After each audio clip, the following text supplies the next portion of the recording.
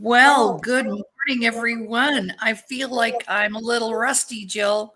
Dr. Laurie Davis here, and our today's show, our veterans show. How are you, Jill? Welcome I'm back. good. I'm really good. I'm happy to be back. I'm happy to see you're back. You're looking fantastic. Thank you. Congratulations on making it through. And I mean, what other choice do you have, right? Right. Yeah, but Well, you're a trooper. yeah. You're a trooper. Sorry. Shall I say it wasn't my finest hour? Well, that's life sometimes. Right. It's all a learning curve. And I said to my family, do not come and visit. Don't visit me here. Not because I didn't worry about them seeing me, but hospitals can be very toxic, and I just didn't want anybody to pick up anything. Right. Charles wanted to come and see me, and Virginia was there a couple of times and just to take a peek in the door, but it's so toxic, and I just didn't want anybody getting sick. Right.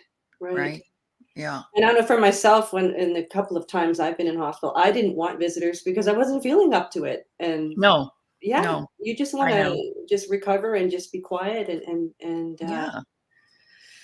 do what needs to be done, So tell me, who do we have visiting us today? I just know his name, Mark Meincke. Well, I've known of Mark for a number of years when I first started working in veterans advocacy and just researching, and all of a sudden I'd see his face pop up on my Facebook feed with Operation Tango Romeo, and he's one of the trailblazers with regarding podcasting for veteran advocacy. And so Operation Tango Romeo, so trauma recovery is his specialty, and he has been a very active advocate for veterans, traveling to Ottawa and testifying to some committees on Veterans Affairs, and so I'm delighted that he's taken the time to come and speak with us.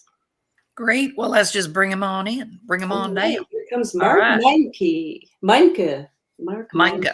Good morning, Mark. Hi, folks. How are you? We're great. Happy to have you.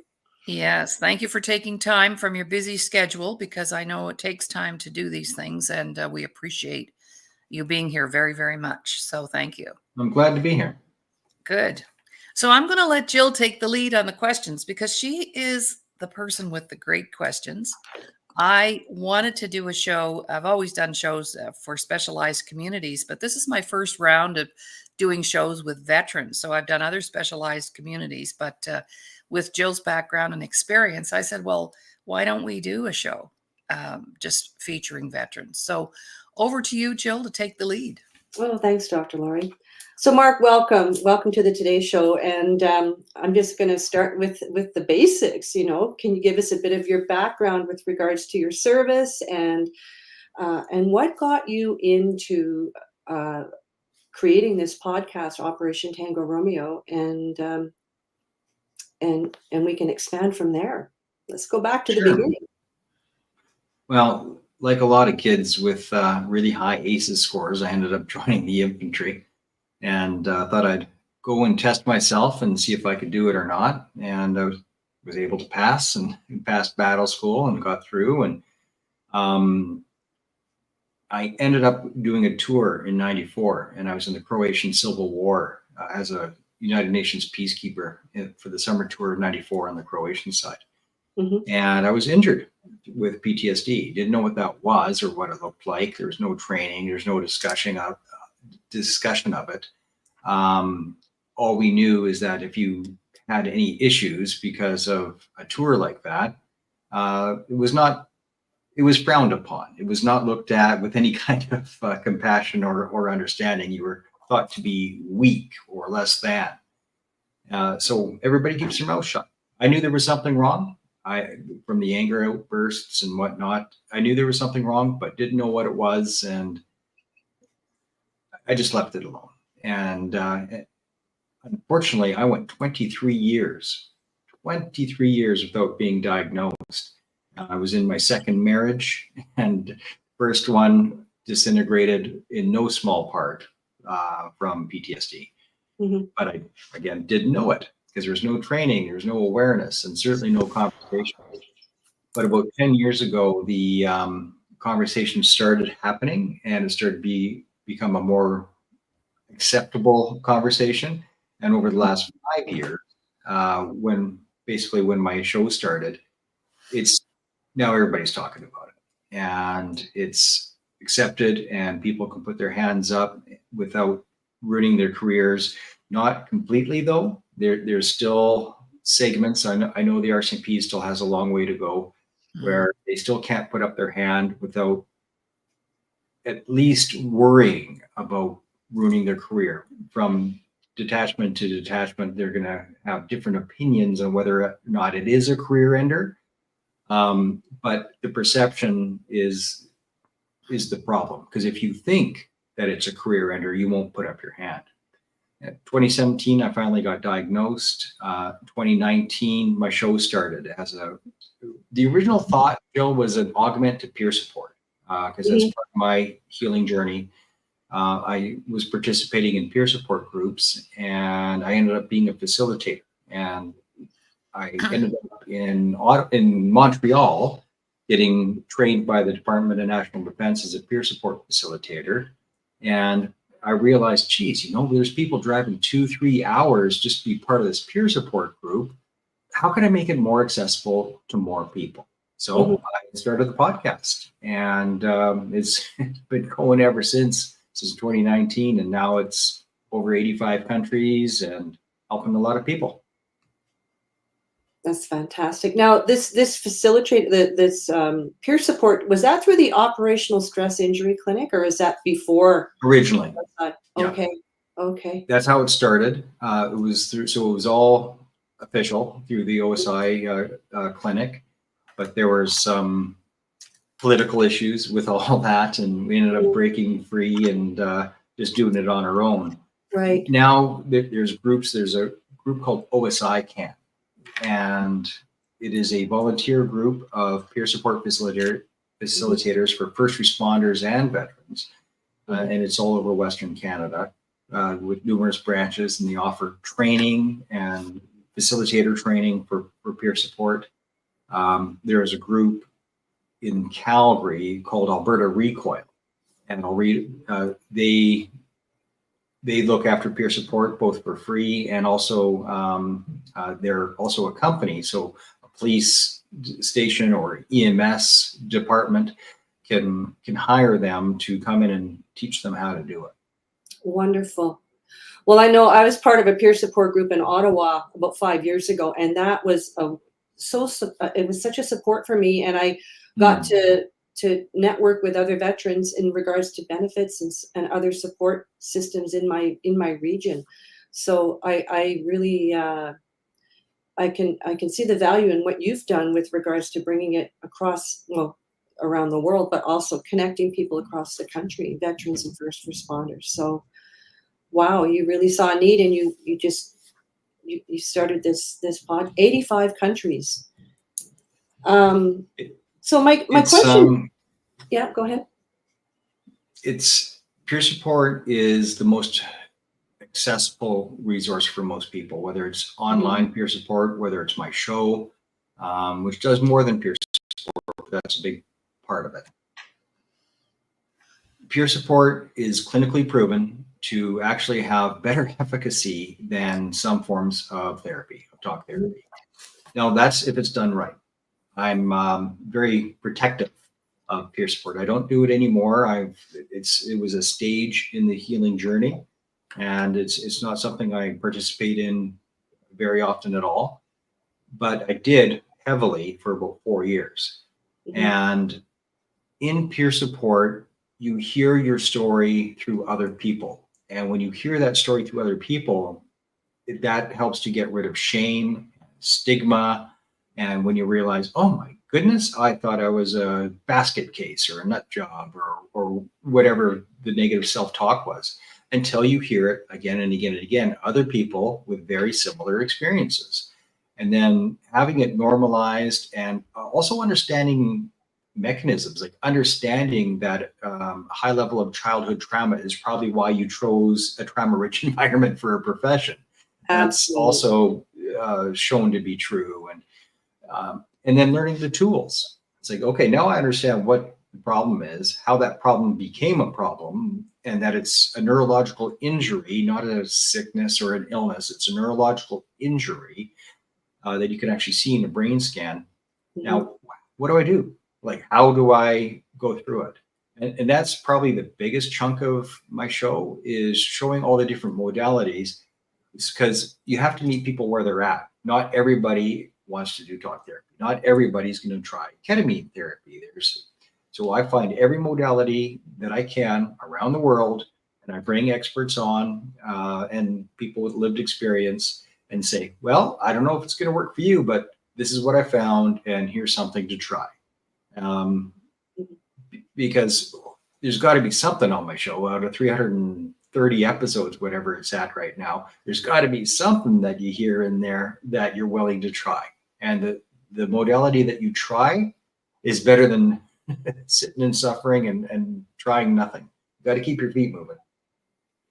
We have a question from a viewer. Would you guys like to see the question? And maybe both of you could comment on this comment.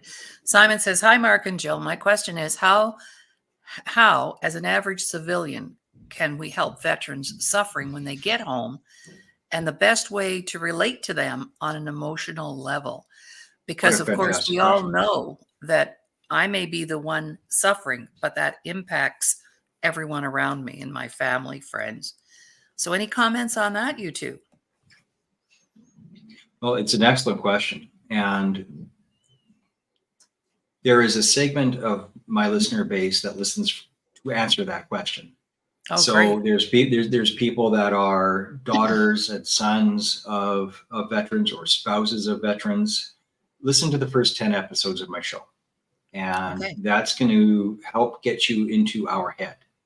It's a really good starting point, because if you understand how our brains are working, because half the time we don't know if we're, whether you're an injured veteran or an uninjured veteran, most of us don't actually understand why we do what we do, why we act the way we act. We just know that we're different and we're comfortable with other veterans, but we don't know why. So I break down why and then what to do about it. One of the episodes that I did that I've got a ton of feedback from is how to not wreck your camping trip. And the tools that I use for that, because camping trip, maybe it's the dinner table. That's what it was for me when I finally realized, oh crap, I can't do this by myself. I need help. I need help. I cannot do this. And so whatever it is for you, listen to the early on episodes within the first 20 episodes of how to not wreck your camping trip. It's in there somewhere. And that will give you a tool that more and more people have been getting back to me going, yeah, thanks. You just saved my family. Right. Because it works. It works. And when you realize that your brain is actually on a life or death mission all the time, or if you're the supporter of somebody with PTSD, realizing that their brain is in life or death mode all the time, because they might not know it themselves. So as the supporter, when you see an anger outburst or a fight, flight, freeze, or fawn, when any of these are happening, it's probably going to be fight if you're a combat arms soldier like I was, because if it was any of the others, you die. Like it has to, the reaction has to be fight. That's how you survive. And if that's not the reaction, then that wasn't your trade. You probably, you have to do something else. You can't be an infantry soldier, that's for sure, if anything other than fight is your response to a stress situation. Because if you have a problem, kill it. That's the training. That's what it boils down to. If you have a problem, kill it, and quickly. That's the job. So if you are at the dinner table and you have a problem, killing it is a problem, but you don't know that that's why you're experiencing that anxiety, why you're yelling at your kid, why you're all twisted up and frustrated because they're not putting up the tent in a orderly fashion. So you're on a mission, whether you realize it or not, and you change the mission is the tool that I share. change the mission to harmony. So if you realize that you're on a mission, that's step one, then you can change the mission and you can prep yourself. Okay, I'm about to hook up the trailer, or I'm about to approach the dinner table, or we're about to go grocery shopping. Whatever your situation is where you usually fail, prepare for it, recognize it, and then go, okay, what's my mission? My mission here is harmony. I picked up a motorcycle about 5-6 years ago from Manitoba, and I took my youngest boy. We flew there to pick it up, and I knew that this is a situation where I would normally fail, where I'd have lots of tantrums and I'd be all kind of frustrated and angry and full of anxiety. But I had already gotten to this point. I realized that of what that was. So I made the mission harmony. So with a flight over, getting there, putting them on the bike, camping overnight, not once did I fall off the wagon. It was a successful trip where I would have normally failed, because it didn't matter if we got home in 2 days or 5 days, because that wasn't the mission. The mission was, don't screw this up. Make it a good memory for my kid. Yeah. Make this a bonding moment for my kid. That's the mission. And that one bit of advice is help families stay together and kept people from suicide, because all of a sudden they have something that works. That one simple tool. And there's a lot more than one out of 325, 330 episodes. Thank you for that. Jill, what about you? Because you were in a different situation family-wise, but to get back to Simon's question, what would you recommend to civilians? I'm the daughter of a World War II veteran, and I know my dad came home alcoholic, full-blown. He didn't have his first flashback till he was 75. But we grew up in an environment that was constantly coming from that place of trauma for him. And I actually did a show on that. That might be a good show too, Mark. I interviewed and had a group of women whose dads had come home from World War II, or mums. And then how was that our childhood impacted by that? And that generation of baby boomers, of which I'm a part, we were totally impacted by that. So generational trauma as it moves down down to the next generation. Back to you, Jill. Well, the first thing that comes to my mind, and with my background, being born and raised in the military, my trauma response is fawning. And being in a service support trade, being logistics, and not knowing I had stress injury for a number of years, like yourself, Mark.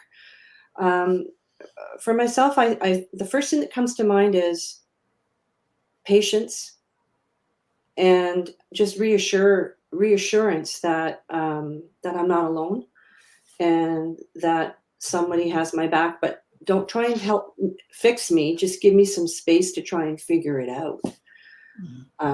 So safety is a big deal when you're in that state.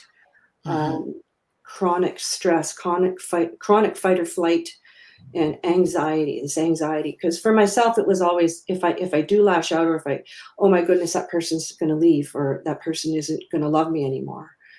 And over the years, the divorce rate in the military is I don't know what the percentage is, but it's very high.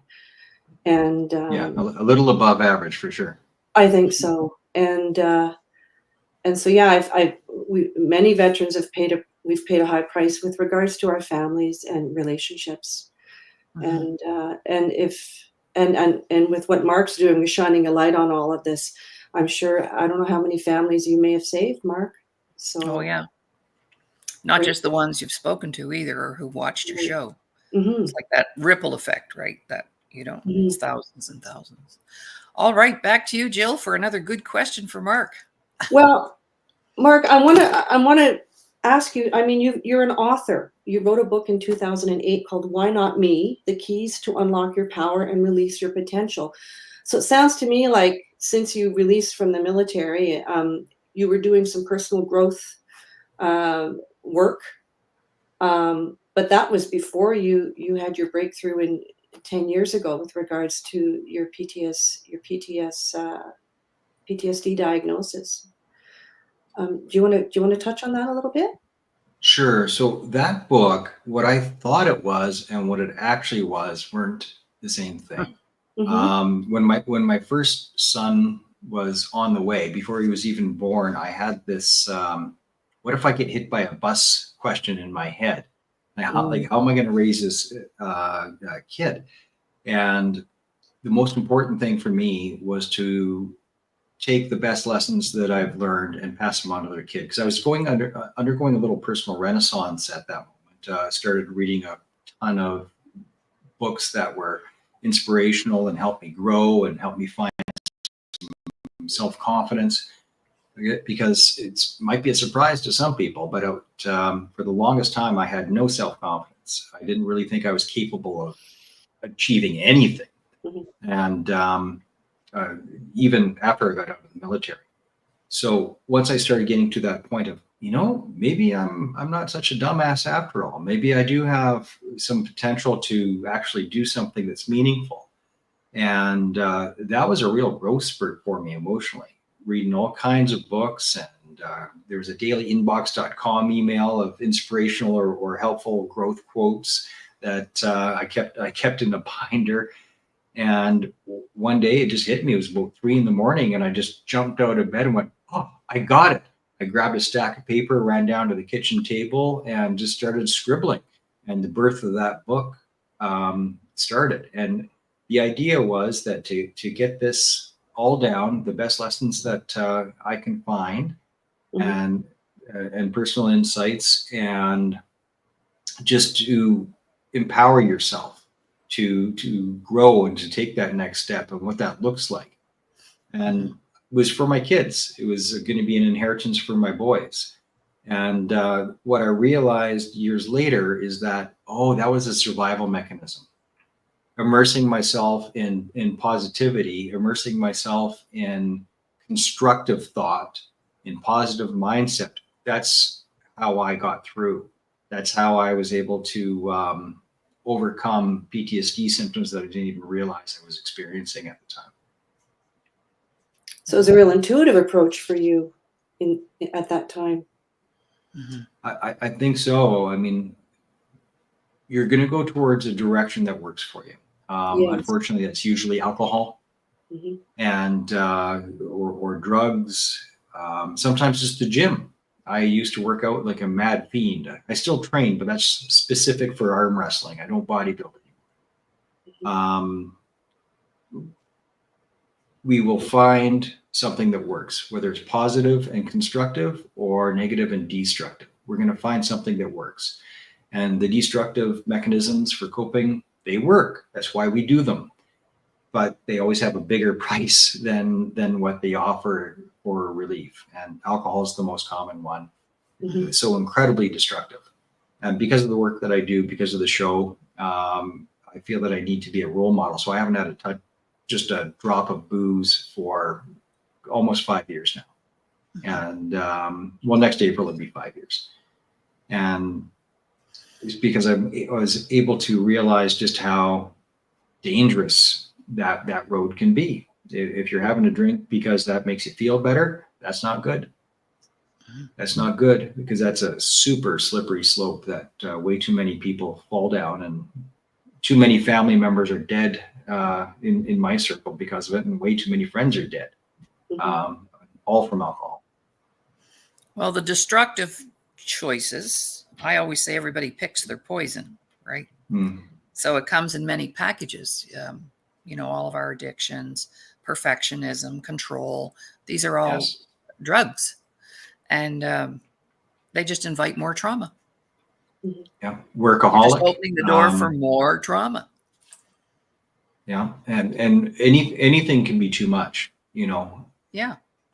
There's somebody in my life that is the textbook workaholic, and that's his alcohol. That's his poison. That's his poison. And as a result, anybody that doesn't share his poison, he thinks is lazy.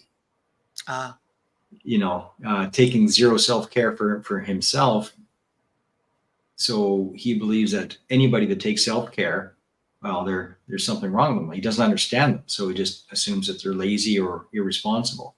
And it's not the case at all. That's not No. what self-care is. That's And right. as a result, his whole family is fractured. And one of his children are already dead from Yes. alcohol abuse. And there's More trauma. and the ripple effects from that. It's any addiction is destructive. Right. Exactly. So, with regards to your podcast, Mark, it's grown over the last 5 years. Can you share with us some of the highlights of this experience, and what are some of the main challenges for veterans today from what you've learned in the last 5 years and how it's grown and your experience with advocacy? It's been wonderful to be a part of this evolution that's been happening over the last 5 years, and it's not just because of my show, of course, but it's been a piece of the puzzle where all of a sudden the conversation is getting bigger, and there's all these other organizations like the Rolling Barrage. It's a motorcycle ride, coast to coast. It's a relay ride to raise awareness and funds for PTSD. And there's Chad Kennedy, C2C for PTSD, walking across the country. There's so many, and I have had the opportunity to meet all these people and bring it all together. So you can learn about all these different resources and fundraising efforts in one place. And it's all on my show, everything that I can find. And there's so much more that I haven't found yet, or I haven't had a chance to have on the show yet. So bringing that community together and aggregating it makes it more powerful. And being a part of making it so that the stigma is losing all of its power, because we are able to bring all these different conversations to one place. That's been fantastic. And seeing and being invited as a guest speaker, was it last summer or summer before? I think it was last summer. I was a guest speaker for all the fire chiefs of Southern Alberta, all of them. They were all in the room, and I got to speak to them. How fantastic is that? The potential, my intention was to plant some seeds and hope that through leadership that it trickles down and create, and some, at least a couple of the fire chiefs decided, I'm going to do better. I'm going to create a better environment, a more comfortable environment where people feel like they can come forward, put their hand up and say, I need help, without wrecking their career.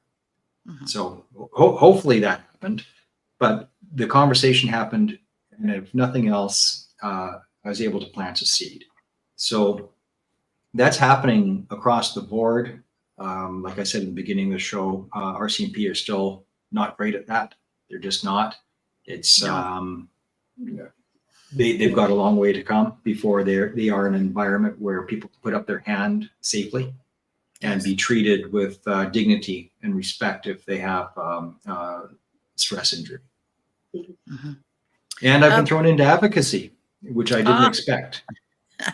So about 2 years ago, it hit the news, international actually, about a veteran in Canada that was offered medical assistance of dying when he was just asking for help. So he calls Veterans Affairs Canada, asks for help for neurological injuries, and they said, well, we can kill you if you like. It's better than blowing your brains out against the wall, they said to him. And so nobody believed that this was true. Nobody believed that this actually happened. I put my ducks in a row. I was having trouble believing that it was happening, even though I was speaking with him directly. And so I made a couple of phone calls, and because a friend of mine is a member of Parliament, he put me in charge with the Shadow Minister of Veterans Affairs at the time. And that has now changed. Now it's Blake Richards. But they got that ball rolling and ended up with a parliamentary investigation. And I testified at the Standing Committee of Veterans Affairs in Ottawa. And then it really blew up. It's on the National Post. I've been on 3 documentaries, at least. And it was in probably 50 different publications in North America alone. So it was a big story, but they buried it. And they said, oh, it was just one service worker. At first they tried to pretend that it didn't happen at all, but eventually they said, okay, yeah, it happened. But it was just a one-off. It was one veteran and it was one service worker. Well, I knew that was bullshit. I knew it wasn't true. Mhm. And so I kept digging and kept digging. What do you know? I found somebody who went under the pseudonym Bruce, and he never has come forward with his first name, but I did an episode just before one of these testimonies the testimony of the Minister of Veterans Affairs had to change because earlier that morning of my episode. So the Liberal Party isn't too happy with me because I'm holding them to account. Yeah. But that whistleblower episode is on my show under the name Bruce, and then Christine Gauthier came out, and then they just called her a liar. They didn't even try to deal with it. They just called her a liar. And now she's a veteran who is paralyzed. She's a paraplegic. Yeah, paralyzed from the waist down, and they offered her maid more than once. And she's still fighting for a wheelchair ramp for her home. Yeah, she needs an elevator, which is one of the reasons it's taken so long. Oh, she needs an elevator that's worth about $100,000, but whatever, give it to her. And she still doesn't have it. She's still suffering. Her condition has gotten so much worse. Her shoulders are destroyed now because she still has to crawl up and down stairs all the time. Oh, no. Because Veterans Affairs just wouldn't pony up. And she has it in writing. She has letters, and but instead of dealing with her, they just called her a liar. That's disturbing. It's disturbing. And the way Veterans Affairs works is that it's broken into provinces. So the veteran number 1 was in BC. I know of an RCMP veteran that was offered maid in Alberta. So that's 2 different caseworkers. Christine's in Quebec, and she had 2 caseworkers herself, both that offered her maid. So that's 4. That's 4 caseworkers right there. Bruce is in Manitoba. That's 5. Right? And they're not the only ones. We're up to about right across the country between myself and Blake Richards, we've got about 20 veterans that have all said this has happened to them in pretty much every province. So it was systemic. It was not a one-off. It was systemic. But, we had an investigation and we have determined that there's no evidence to support this. No, that's a lie. That's a lie. I even did a ghost call to Veterans Affairs Canada, and I asked all the questions that were asked of the minister, but and I recorded it and I published the show, and every answer that I got was different than the answers that the minister Macaulay gave the committee. Interesting. And that was right from a caseworker who was currently working. So yeah, it's hopefully when the Conservatives were in government, this is all going to open up again. I'll be pushing to make sure it opens up again, and somebody goes to jail, because people need to go to jail with this. Yes, accountability right now is a bit of a challenge. Yeah, just a little bit. Many things going on in Canada right now.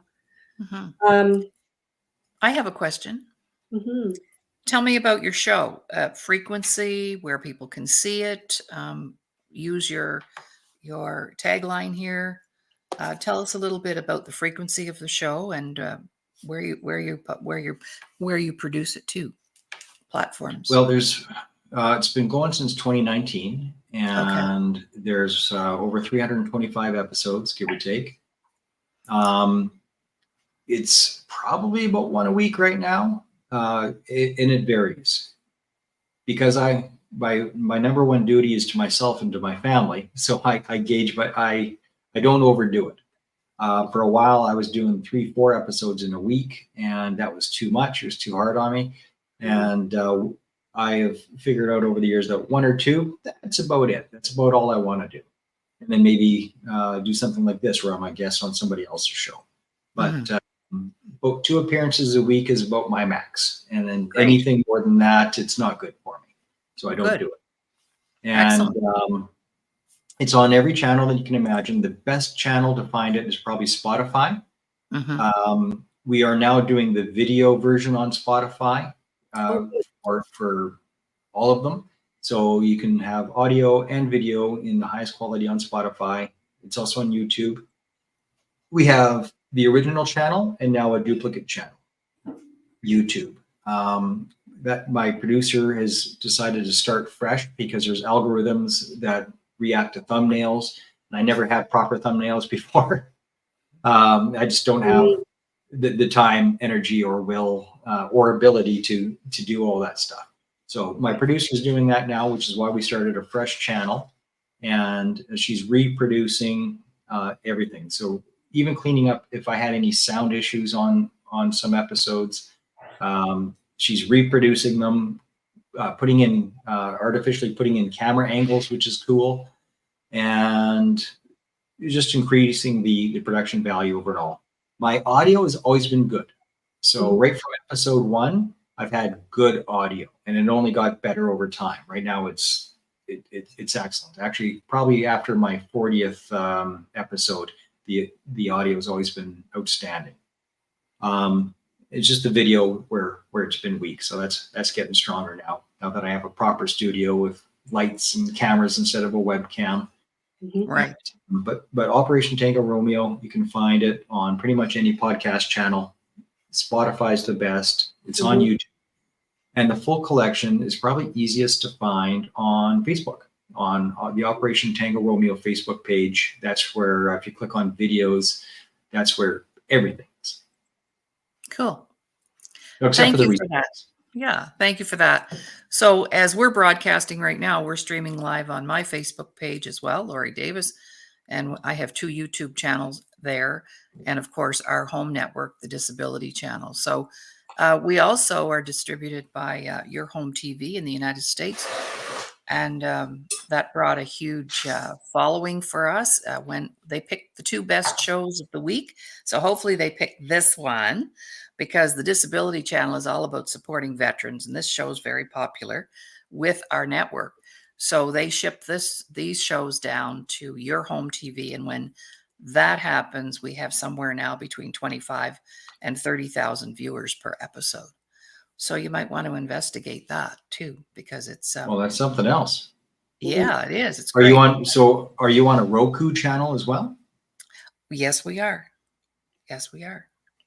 So which one's Roku? I do not know that, but I could find out for you. We're on Sure. about We 3 different platforms. just bought a Roku TV, so I can find it. Oh yeah, I have a Roku TV as well. I'm still so do trying to I. figure it out. But if you if you go to YouTube and search Laurie Davis Show Host, all my shows are there, and of course they're archived here too in this platform as well. Yeah, so.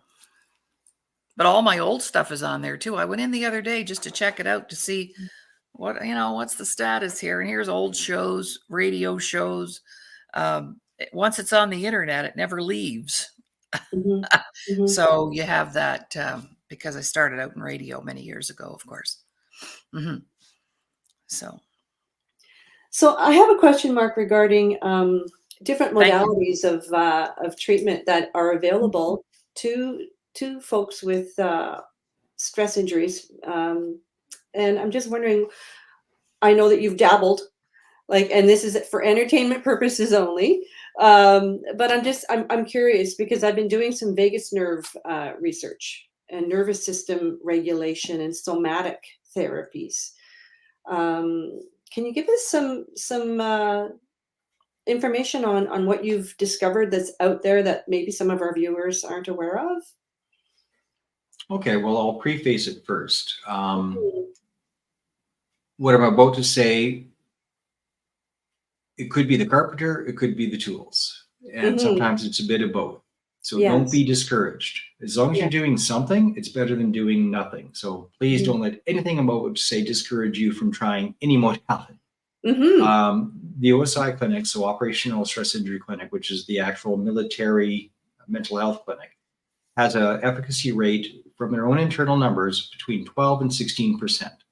And that's the efficacy of basic talk therapy. And throughout the military clinics across the States, whenever I have them on, I ask them for the numbers, and it's always somewhere between 12 and 16% efficacy. And that depends on how you measure efficacy.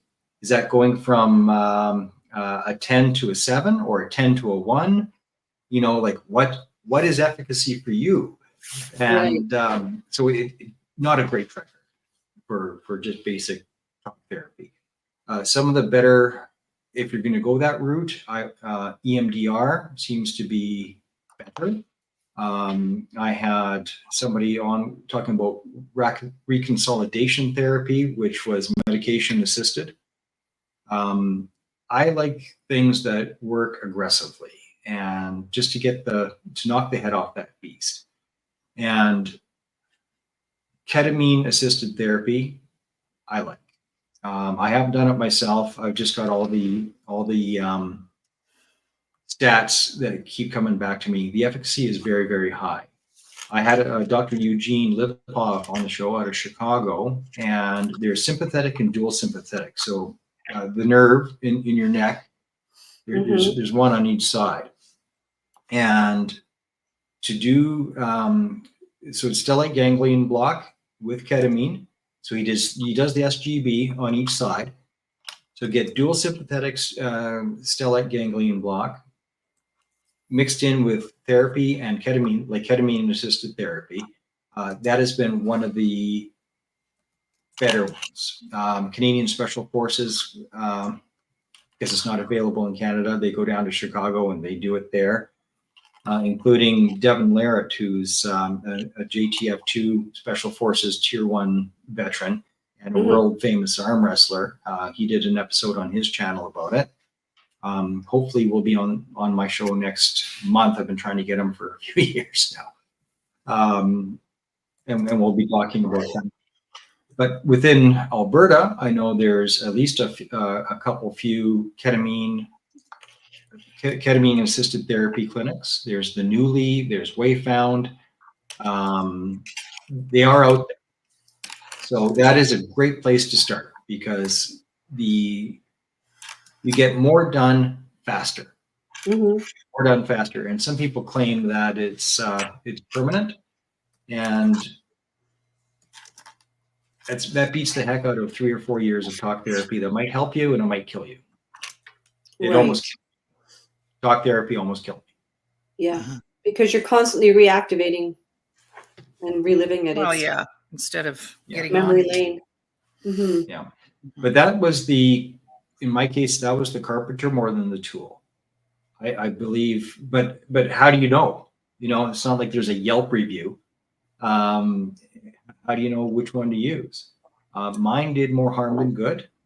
There was still some good, but it did more harm than good. And all my symptoms got worse. I even got new symptoms because of, one of the things that we were getting through is when I hit a tripwire. I'm the only guy I know that hit a tripwire and lived to tell about it. And I relived that moment of the wire hitting my shin for about 18 hours. Right. That did a lot of damage, right? But that was the carpenter, not the tool. It's still worth moving forward and trying to get something done. 22-0 is interesting. It's a form of neuro-linguistic programming. I'm a certified practitioner of it, but I don't do it because I don't like being a practitioner. I'd rather be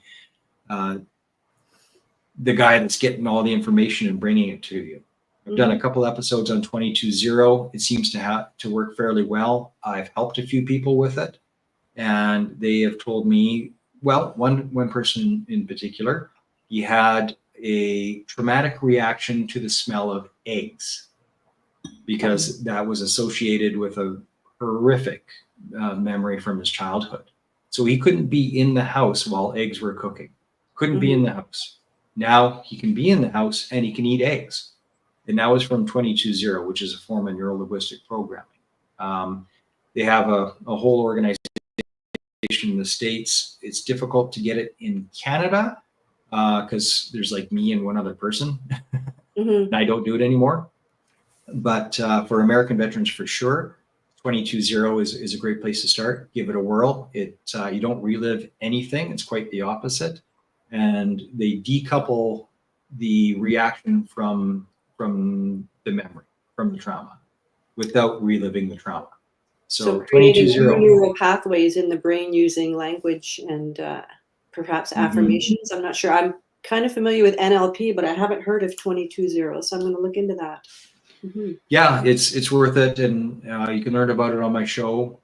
I've had 2 shows on it anyway, and I've experienced it. It's pretty good.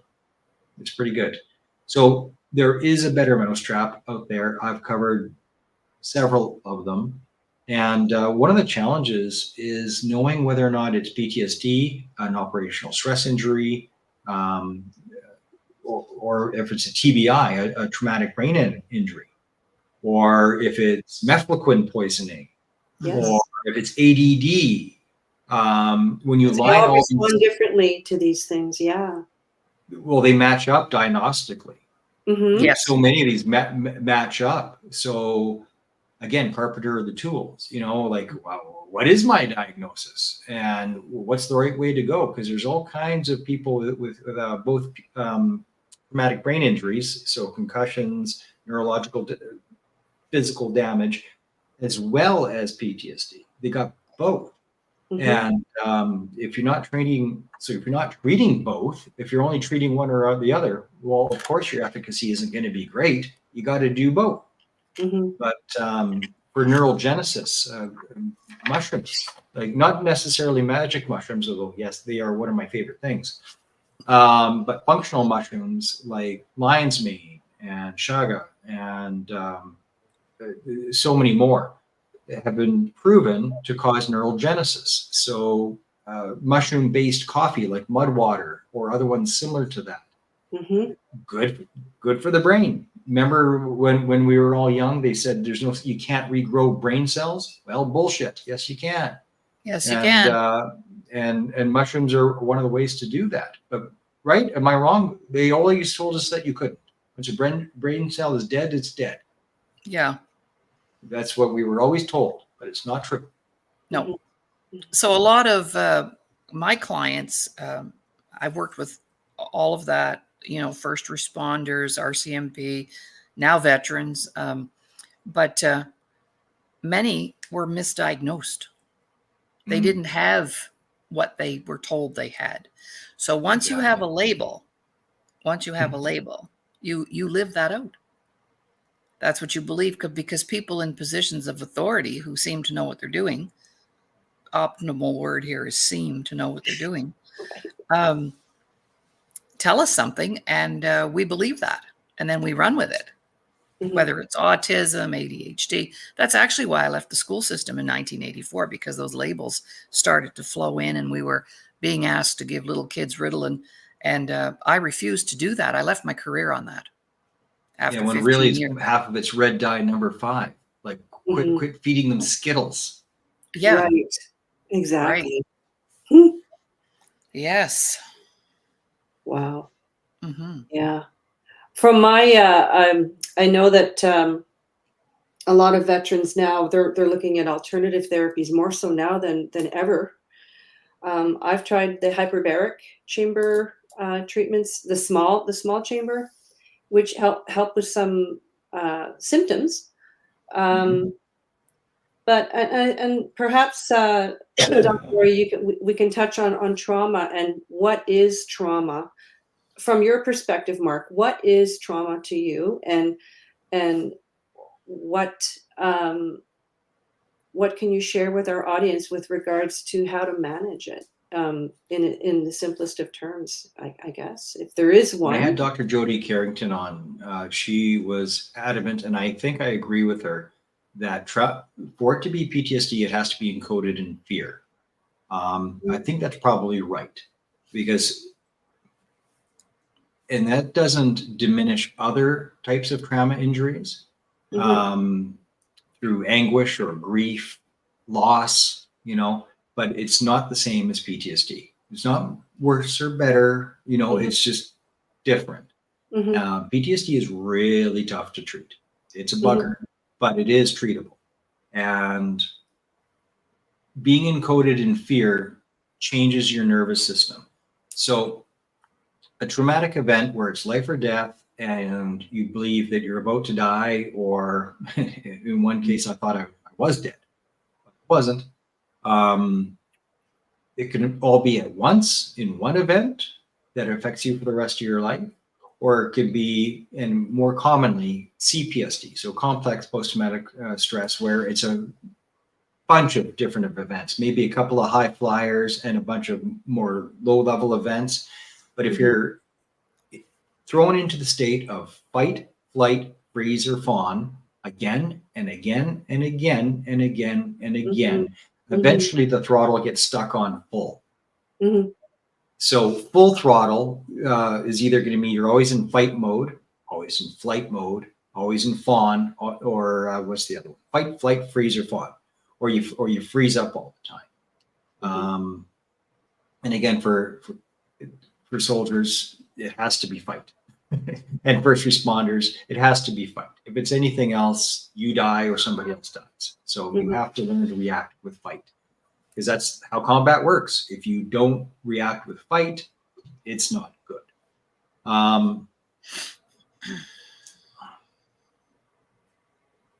Once that is encoded in your body, it affects everything. I've had people, hey, Mark, did you notice that there's anything wrong with your guts? Because I think I got a problem. I'm like, dude, I know what you're talking about. Why don't you just say it? You're incontinent. Shut Mhm. up! Don't talk. Shut up! Don't tell me. It's like, yeah, that happens, and it's the nervous system. In Mhm. fight flight mode, it is normal for the body to vacate itself for a fight, and if you don't know why it's happening, it's just happening because you never know what's going to trigger you. It took me a few years to realize that dropping off my kids at their mom's house would set me off. I'd have to use the washroom. It was like a running joke, and everybody made fun of me.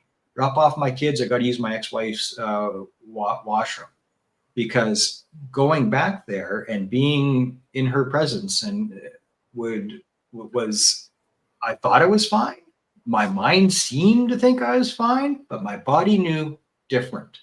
Right. And the body keeps the score. And my Mhm. body knew that I have some real unresolved stuff with my ex-wife.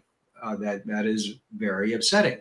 So within 5 minutes of the house, it's like, oh, I got to use the washroom. And that didn't happen for anybody else's house or any other location, just hers, Yeah. because going there brought up some stuff for me, and still does. But if you don't know what's happening, look for those patterns. And once you see those patterns, realize, like, yeah, that's your body reacting. That's your body, because but I feel good. My mind, I'm calm. No, you think you're calm, but your body knows different. So uh, pay attention to your body. Pay Mhm. attention to your reactions, and I hope that answers your question. I feel like I'm starting to Yes. ramble. Yeah, Yes. no, Well, it's speaking to you, you have to your body speaks. yeah. And we have cell memory. Our body cells remember stuff. Mhm. Hmm. We have cell memory, even if we don't consciously or unconsciously remember something, our body always remembers it. Yeah, it really does.